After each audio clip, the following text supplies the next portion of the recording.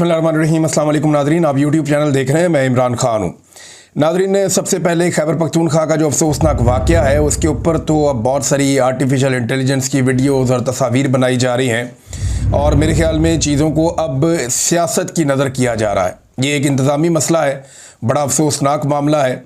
और खैबर पख्तूनख्वा की हुकूमत हो या वहाँ की स्वात की इंतज़ामिया हो, PDM में हो या NDM में हो, ये उनकी गफलत है, उनकी नाकामी है कि बार बार पाकिस्तान में सयाहों के साथ अफसोसनाक वाक़यात होते हैं, लेकिन ना तो उन वाक़यात को रोका जा सकता है और ना ही उन पे काबू पाने का कोई तरीक़ाकार है और ना ही सयाहों को रेस्क्यू करने का कोई प्रॉपर बंदोबस्त या इक्विपमेंट मौजूद है।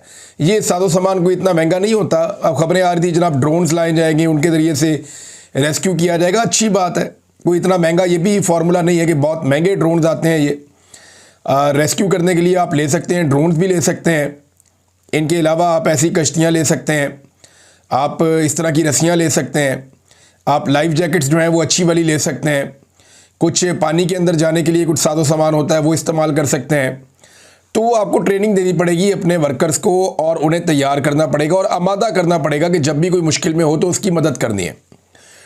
अब पंजाब हुकूमत हो या वफाकी हुकूमत हो, उन्होंने इसको एक अपॉर्चुनिटी के तौर पे लिया और उनके जो हवारी हैं उन्होंने भी इसको ऐसे ही लिया। देखिए, पाकिस्तान तहरीक इंसाफ एक ऐसी जमात है कि वो उनके जो सोशल मीडिया के कारकुन हैं वो हर गलत चीज़ के सामने खड़े हो जाते हैं। इसके ऊपर तनकीद का जो आगाज़ है वो पाकिस्तान तहरीक इंसाफ के अपने सोशल मीडिया ने, उनके अपने कारकुनान ने किया था कि ये गलत हो गया और इसके लिए जवाबदेही होनी चाहिए जो लोग इसके लिए ज़िम्मेदार हैं। लेकिन उसके बाद हमने देखा कि PMLN ने और पीपल्स पार्टी ने और बाकी जमातों ने और उनके जो टाउट्स हैं उन्होंने ये फ़ैसला किया कि इसे इस्तेमाल किया जाएगा अली अमीन गंडापुर के खैबर पख्तूनख्वा की हुकूमत के ख़िलाफ़। और वो ज़मीन आसमान के कलाबे मिला रहे हैं। वो कह रहे हैं जी खैबर पख्तूनख्वा कोई जाए ही ना सेहत के लिए। लोग ऐसी बातें भी कर रहे हैं। भाई क्यों ना जाएं? खैबर पख्तूनख्वा सेहत के लिए बिल्कुल जाना चाहिए। ये वाक़यात इंतज़ामिया की गफलत है, इंतज़ामिया को दुरुस्त करने की ज़रूरत है, सयाहत को रोकने की ज़रूरत नहीं है। वहाँ जो लोग प्राइवेट बिज़नेस कर रहे हैं, चाहे वो होटल मालिकान हैं, चाहे वो खाना पकाने वाले हैं, खाना खिलाने वाले हैं, चाहे वो ट्रांसपोर्टर्स हैं, वो तो बड़े वेलकमिंग हैं और वो आने वाले सयाहों का बहुत ख्याल भी रखते हैं। मेरे ख्याल में ये नफ़रत फैलाने का वक्त नहीं था, लेकिन हर चीज़ को अपनी सियासत के लिए इस्तेमाल किया जाता है। वहीं एक सवाल ये उठाया जाता है, शाहिद अफरीदी को भी शायद इसीलिए ये ट्वीट याद आ गया या उन्हें कह दिया गया कि इस पर आपको ट्वीट करना होगा और ये मौका आपको मिल गया नीचे दिखाने का इन्हें। हालांकि शाहिद अफरीदी साहब बहुत सारे इंतज़ामी मामलात पे खामोश रहते हैं और इसी बुनियाद के ऊपर उन पर तनकीद हो रही है कि जनाब फ़लाँ फ़लाँ इवेंट पे आप नहीं बोले, अब आप बोल रहे हैं।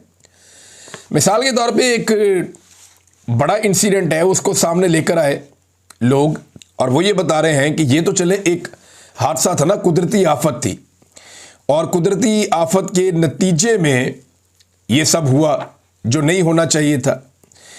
लेकिन अगर आप दूसरी जानिब ये देखें कि पंजाब के अंदर पाकपतन में एक अस्पताल है, वहाँ पे 20 के करीब बच्चे गुज़िश्ता चंद दिनों में जान की बाजी हार गए हैं और जो खबर है उसके मुताबिक 6 दिनों के अंदर जाँ बहक होने वाले 20 बच्चों में से 11 नौमौलूद थे। 4 बच्चों की उम्र 1 दिन, 4 की उम्र जो है वो 5 माह और 1 बच्चे की उम्र जो है वो 5 साल थी। इब्तदाई इंक्वायरी में डॉक्टर और नर्सों को जो है क्लीन चिट दे दी गई, जनाब फारिग कर दें इनको। और ये भी कहा जा रहा है कि अमवात के रिकॉर्ड के अंदराज में गफलत बरती गई है और बहुत सारी अजीब अजीब बातें कर दी गई हैं। लेकिन जो रिपोर्ट है उसके ऊपर कोई ट्रस्ट नहीं कर रहा। ये डॉन के ऊपर जो है इसके बारे में आर्टिकल भी छपा हुआ है और 6 रोज़ में DHQ पाकपतन में 20 नौमौलूद जान की बाजी हार गए। अब ये तो अस्पताल में बच्चे फौत हो रहे हैं ना। जो वर्षा है उनका कहना है कि बच्चों की अमवात ऑक्सीजन सिलेंडर की कमी और डॉक्टर्स और पैरामेडिक्स की नाअहली के बायस हुई है। यहाँ पे कुदरती आफत आई है, उसके अंदर लोग शहीद हो गए हैं, जाँ बहक हो गए हैं, इंतहाई अफसोसनाक वाक़या है। लेकिन सेम टाइम में एक अस्पताल के अंदर, दरिया में नहीं, अस्पताल के अंदर नालायकी, नकम्मेपन और गफलत की वजह से 20 बच्चे जाँ बहक हो गए। उनके बारे में ना मीडिया बात कर रहा है ना कोई और बात कर रहा है। अब सोशल मीडिया ने इस मामले को उठाया और सबको सांप सूंघ गया है, कोई इसके ऊपर बात ही नहीं करता। सलमान अकरम राजा साहब ने एक स्टेटमेंट दिया, वो मैं चाहता हूं पहले स्टेटमेंट आपके सामने रखूं। बड़ा अजीबोगरीबी स्टेटमेंट दे दिया उन्होंने ये जो वाकया हुआ है स्वात में, उन्होंने कहा जी खैबर पख्तूनख्वा हुकूमत को उन्होंने बरी ज़िम्मा करार दे दिया। सलमान अकरम राजा का कहना है कि फैमिली पिकनिक कर रही है, कुदरती आफत आ गई तो वहां हुकूमत क्या कर सकती है। उन्होंने कहा कि खैबर पख्तूनख्वा हुकूमत सुपरमैन तो नहीं है कि फ़ौरन पहुंच जाए। बात तो ठीक है, लेकिन उनका वज़ीर आला तो 11 पहाड़ क्रॉस कर देता है और पता नहीं कितने ज़िले क्रॉस कर देता है और वो पहुंच जाता है असेंबली में। तो उसको हम ये तो नहीं कह रहे कि वो दरिया में पहुंच जाए, हम तो ये कह रहे हैं कि सिस्टम बनाओ भाई। हुकूमत ने कोई हर जगह अपने मिनिस्टर तो नहीं भेजने होते। सलमान अकरम राजा साहब ने बड़ी अजीब बात की है, उन्हें पता होना चाहिए कि गवर्नेंस क्या होती है। मैं बड़ा मोतरफ हूँ उनकी काबिलियत का, लेकिन यहाँ बहुत अजीब बात की उन्होंने कि हुकूमत कोई सुपरमैन है कि हर जगह पहुँच जाए। हुकूमत को कौन कह रहा है कि पहुँचे? हुकूमत का काम है कि हर चीज़ को ठीक करे। यहाँ पे जो हुकूमत मौजूद है पाकिस्तान तहरीक इंसाफ की, इससे पहले भी इन्हीं की हुकूमत थी। ये बार बार वाक़यात होते हैं दरियाओं के अंदर, बार बार सयाहों के साथ इस किस्म के वाक़यात होते हैं। क्यों यहाँ पे एक ऐसा सिस्टम नहीं लगाया जाता कि पानी या आफत आने में कई घंटे लगते हैं? एक दिन पहले से वार्निंग थी, फिर 1 से 1.5 घंटा लगा पानी सयाहों तक पहुँचने में। क्यों नहीं दरिया को या दरिया के पेट को खाली करवाया गया? क्यों वहाँ पे इंतज़ामिया हरकत में नहीं आई? सुपरमैन बनने की ज़रूरत नहीं है। पूरी दुनिया में क्या, जहाँ पे दुनिया में रेस्क्यू किया जाता है सयाहों को या आम शहरियों को, वहाँ पे उनकी हुकूमतें सुपरमैन होती हैं जो वो ये काम करती हैं। सही काम करने के लिए सुपरमैन की ज़रूरत नहीं होती। सही काम करने के लिए अपना काम करने की ज़रूरत होती है और तरजीहात को अवामी मफाद में रखने की ज़रूरत होती है। मैं कई दफ़ा बता चुका हूँ, फिर रिपीट करूँगा दोबारा से कि जनाब कौन से तरीके थे जिनको अडॉप्ट करके इन लोगों की जान बचाई जा सकती थी। तो सलमान अकरम राजा साहब क्लीन चिट नहीं दे सकते किसी को भी इस मामले में। ये हुकूमतों की ज़िम्मेदारी होती है कि वो पॉलिसीज़ बनाती हैं, उन पॉलिसीज़ के मुताबिक पैसा खर्च करती हैं और फिर ट्रेनिंग करवाती हैं और इदारों को मजबूत करती हैं ताकि वो लोगों की जान बचाने का काम करें। इसके बाद नाज़रीन एक और ख़बर बार बार आती है, बिलावल बड़े ज़ोर शोर से ये बात करते हैं, कुछ और लोग भी कह रहे हैं कि इंडिया ने अगर हमारा पानी रोका तो हम ये कर देंगे, हम वो कर देंगे। ये जो सैलाब जैसी सूरत हाल आई है ना, ये ऊपर क्लाउड ब्रस्ट हुआ है और कई पाकिस्तान के इलाकों में बारिशें ज़्यादा हो रही हैं, कैशमेंट एरियाज बने हैं जिसकी वजह से तुगयानी नहीं आ रही है नदी नालों में और पानी का फ्लो बढ़ गया है। अदरवाइज इंडिया ने पाकिस्तान का पानी जगह जगह रोक के बहुत ज़्यादा डेड लेवल पे पहुंचा दिया था चंद दिन पहले तक। धमकियां कभी बिलावल लगाता है, कभी धमकियां कोई और PMLN का बंदा लगा देता है, कभी कोई पीपल्स पार्टी का बंदा लगा देता है कि जनाब इंडिया हमारा पानी बंद करेगा तो हम इंडिया में घुस जाएंगे, हम जनाब डैम स्ट्रक्चर्स तोड़ देंगे, हम 6 के 6 दरियाओं का पानी ले लेंगे। तो कहानियां आप इनकी सुन लें, लेकिन इंडिया ने पानी रोका हुआ है। रिपोर्ट्स के मुताबिक भारत लगातार पाकिस्तान का पानी बार बार रोक रहा है। पाकिस्तानी दरियाओं पर भारत ने हाइड्रो पावर प्रोजेक्ट्स कुछ बना लिए हैं और कुछ पर अभी तक काम जारी है। पाकिस्तान की जिम्मेदारी है या पाकिस्तान की फोर्सेस की कि जो पाकिस्तान के हिस्से का पानी है उसके ऊपर गैर कानूनी तामीरात भारत ना करे।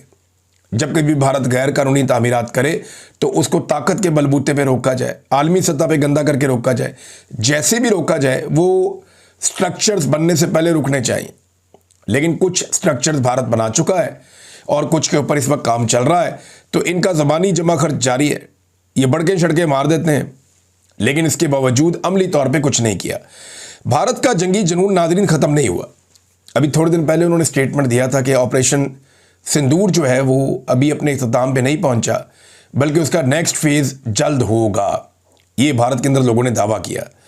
और अब जो इतला आ रही है वो ये है कि भारत ने S-400 की जो ख़रीदारी का अमल है उसे बहुत तेज़ कर दिया है, क्योंकि ये वो सिस्टम है जो अगर पाकिस्तान भारत पे किसी वक्त एक फ़िज़ाई हमला करता है या पाकिस्तान भारत के ऊपर किसी किस्म का कोई मिसाइल दागता है तो उसमें S-400 जो है वो एक एफिशिएंट सिस्टम है एयर डिफेंस का।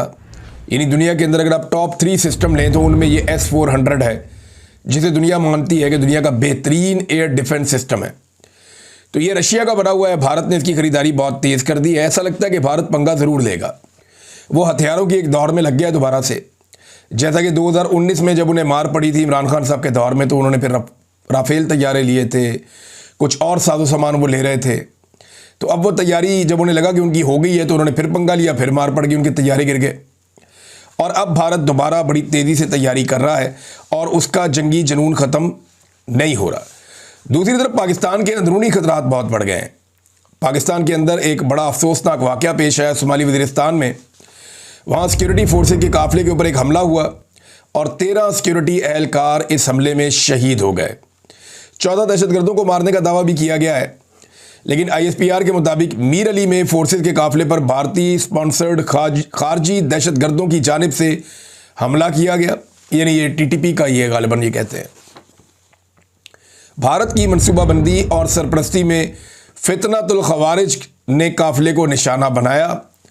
पाक फौज का कहना था कि गाड़ी पर सवार हमला आवर की खुद को फोर्सेज के काफ़िले के सामने धमाके से उड़ाने की कोशिश की, ताहम काफ़िले के लीडिंग ग्रुप ने भारतीय स्पॉन्सर्ड खारजी दहशतगर्द के अज़ाइम नाकाम बना दिए और एक बारूद से भरी हुई गाड़ी जो है वो गाड़ियों में से एक गाड़ी से टकरा दी गई, जिसके नतीजे में 13 सिक्योरिटी एहलकार शहीद हो गए और ज़ख्मी भी हो गए। और दहशतगर्दी के इस वाक़े में 3 आम शहरी भी ज़ख्मी हुए हैं, जिनमें 2 बच्चे और एक खातून शामिल हैं। जो लोग शहीद हुए उनके नाम भी ISPR ने जारी कर दिए। इंतहाई अफसोसनाक वाक़या है। और इससे कबल वज़ीर आला खैबर पख्तूनख्वा के दफ्तर से एक इब्तदाई बयान जारी किया गया था, जिसमें बताया गया था कि खुदकुश धमाके में 8 सिक्योरिटी एहलकार शहीद हुए हैं, लेकिन जब तफसीलात सामने आई तो ये 13 सिक्योरिटी एहलकार हैं, ये शहीद हो गए हैं।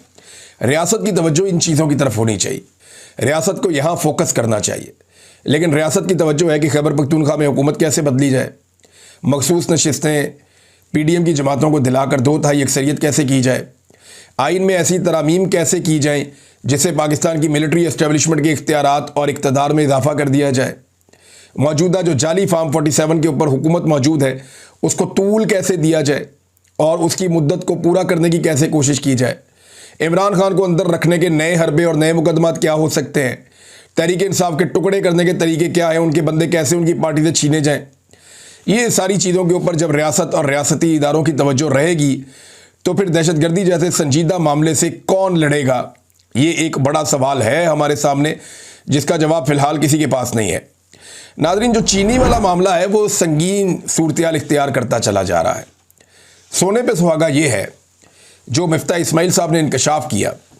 वो ये कहते हैं कि हुकूमत ने चीनी दरामद करने की इजाज़त सिर्फ अपनी कंपनी को दी है, दूसरी कंपनियों को नहीं दी। अगर दूसरी कंपनियों को देते तो कुछ चीनी सस्ती हो सकती थी, मुकाबले में आ सकता था, लेकिन हुकूमत ने सोचा कि यहाँ पे भी बहती हुई गंगा में हाथ धो लें। अगर दूसरी कंपनियों को दरामद की इजाज़त मिलती तो चीनी निस्बतन सस्ती मिलती। ये मिफ्ता इस्माइल साहब ने कहा, यानी हर चीज़ में इनका खांचा है। पहले पाकिस्तान में पाकिस्तान की ज़रूरत के मुताबिक चीनी पैदा कर ली, उसके बाद पाकिस्तानियों को चीनी की ज़रूरत थी, चीनी वाफर थी, तो चीनी बहुत बड़ी मिकदार में पाकिस्तान से बाहर एक्सपोर्ट कर दी ताकि पाकिस्तान में किल्लत पैदा हो जाए। जब पाकिस्तान में किल्लत पैदा हुई तो कीमतें ऊपर ले गए, अवाम को लूटना शुरू कर दिया। पहले बाहर भेज के चीनी में पैसा कमा लिया, फिर अवाम को लूट के चीनी में पैसा कमा लिया। अब चीनी की शॉर्टेज हुई है तो चीनी को इंपोर्ट करेंगे, वो भी अपने लोगों के ज़रिए से, उसमें फिर पैसा कमाएंगे, फिर महंगी चीनी अवाम को बेचेंगे। तो ये चीनी माफिया हुकूमतों के अंदर हर वक्त मौजूद रहता है और ये धड़ दिहाड़ियाँ लगाता है। इनसे ज़्यादा पैसा कोई नहीं कमाता। ये साल में मेरे ख्याल 2 महीने अपनी फैक्ट्री चलाते हैं और पूरा साल बैठ के ये लोग पैसे गिनते हैं। तबाही फेरी हुई है इस माफिया ने पाकिस्तान में, और इनके लिए ऐसा लगता है पूरी पार्लियामेंट जो रगमाल है वो इनके लिए काम करती है, पूरा सिस्टम इनके लिए काम करता है। तो चीनी का मामला बड़ा संगीन है। कोई भी ऐसा मुल्क होता ना जहाँ इंसाफ होता, रूल ऑफ लॉ होता, कानून होता, या कम से कम कोई ऐसा हुक्मरान होता जिसका चीनी के कारोबार से कोई ताल्लुक ना होता, जैसा कि इमरान खान है, तो इस पे इंक्वायरी करके ना तो इन सबको जेलों में भर देता और इन सबको जेलों में जाना चाहिए। आज भी अगर कोई अदालत इसके ऊपर इंक्वायरी करे तो इनका जेलों में जाना बनता है। मरियम नवाज ने एक बड़ा अजीबोगरीब स्टेटमेंट दे दिया नाज़रीन। देखिए, मैं सियासी बात नहीं करना चाहती, लेकिन मैं पॉलिटिकल एनिमल हूँ। ये एक कहावत उठा के ले आई पुरानी, पॉलिटिकल एनिमल। वैसे सोशल एनिमल भी कहते हैं इंसान को, लेकिन यहाँ पे ये कोई फिट नहीं होता जुमला। बस एक चीज़ पता चल जी, उसको फिट करना है जनाब, मैंने ये भी बोलना है। तो पॉलिटिकल तो ये लोग हैं नहीं। पॉलिटिकल होते तो पॉलिटिक्स करने वालों का ये हाल करते हैं। जो बंदा अपनी पार्टी का झंडा उठाता है ये उसको अंदर कर देते हैं दहशतगर्दी का मुकदमा देकर। पॉलिटिकल अपने अपोनेंट्स को सबको जेलों के अंदर इन्होंने भरा हुआ है। ख़वातीन के ऊपर इन्होंने टॉर्चर किया है, जबर जुल्म और फस्तायत के साथ ये इक़्तिदार में आए। तो सियासी तो ये बिल्कुल नहीं है, ना इनकी सियासी सोच है, ना इनकी सियासी तरबियत है, ना ये सियासी नुक्ता नज़र रखते हैं। अब आ रहे एनिमल वाले वर्ड पे। उस पर गौर किया जा सकता है, क्योंकि जंगल का कानून तो पाकिस्तान में चल रहा है और जंगल के अंदर एनिमल का राज होता है। तो एनिमल वाली बात जो है उसमें थोड़ा वजन ऐसा लगता है कि दिखाई दे रहा है। नाज़रीन, एक और खबर है इंपॉर्टेंट, और वो ये है कि गज़ा के ऊपर क़यामत टूट पड़ी है गुज़िश्ता चंद दिनों से। जब से इसराइल और ईरान के बीच में जंगबंदी हुई है उस वक्त से लेकर अब तक गज़ा में ऐसा लगता है कि क़यामत टूट पड़ी है। रोज़ाना की बुनियाद पर 80 के करीब फ़लस्तीनियों को शहीद किया जा रहा है, जिनमें बच्चे हैं, मदद करने वाले वर्कर्स हैं, भूखे लोग हैं जो खाने की तलाश में मारे मारे फिरते हैं। उनके ऊपर बमबारी की जाती है, उनके ऊपर शेलिंग और फायरिंग की जाती है और निहत्ते फ़लस्तीनियों को बार बार शहीद किया जा रहा है, जबकि सैकड़ों को रोज़ाना की बुनियाद पर ज़ख्मी कर दिया जाता है। डोनाल्ड ट्रंप ने कहा, बाकी सब ने कहा कि ये जंगबंदी हो जाएगी, लेकिन क्या जंगबंदी से पहले इतने बड़े पैमाने पर नस्ल कुशी होगी? इस कत्लेआम को रुकना चाहिए। तमाम ममालिक के पास ये मौका है कि जो निहत्ते फ़लस्तीनियों का कत्लेआम हो रहा है, जो वहाँ पे मदद करने वाले वर्कर्स हैं उनका कत्लेआम हो रहा है, इसको रोकने के लिए अपना किरदार अदा करें। और इस खित्ते में देर पा अमन के लिए जो बेस्ट तरीका है वो यही है कि आप यहाँ पे फ़लस्तीन का मसला हमेशा के लिए हल करें, फ़लस्तीनियों को उनका हक दिलवाएं, ताकि ये खित्ता पुरअमन तरीके से लंबे अरसे तक रह सके। अब तक के लिए इतना ही। अपना ख्याल रखिएगा, अपने इस चैनल का भी। अल्लाह हाफ़िज़।